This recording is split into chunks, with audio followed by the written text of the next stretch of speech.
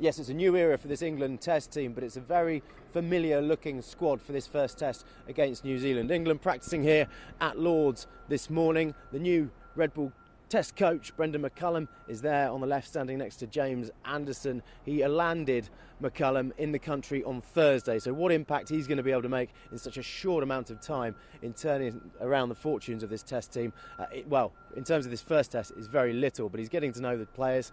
He'll get a bit more familiar with how the coaches work, how everyone gets on, and how they're going to select this team. But in terms of selection issues, we think the top order is fairly settled.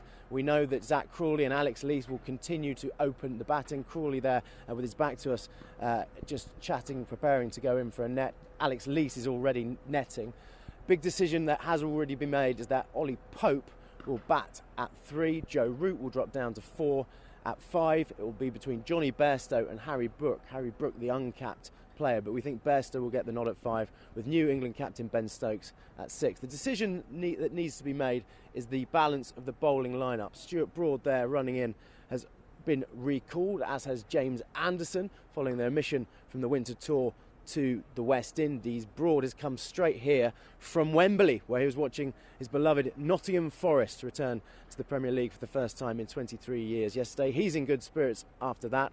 James Anderson hasn't taken any part yet in terms of bowling. He did the warm-up over in the middle, but he's not had a bowl yet. That's not unusual though. James Anderson, 39 years old, he will make sure he gets as much rest as he can during this series. Those two we expect to play, along with Jack Leach, who is the spinner over in the far net. But then it's a question of who is the other seamer. Ben Stokes will play a role in terms of bowling, but then it's between Matty Potts and Craig Overton. Craig Overton has just run in this near net. He is the man in possession. He was out in the West Indies. It looks like it's a fairly green pitch. We've got overcast conditions here. You would say that Overton is the most likely to play, to be the third seamer in England's attack. But Matty Potts, he's got a chance. He's stood just in front of us there with the green medicine ball. He's a Durham fast bowler. He's been very, very impressive this season. He's taken 4 fifers.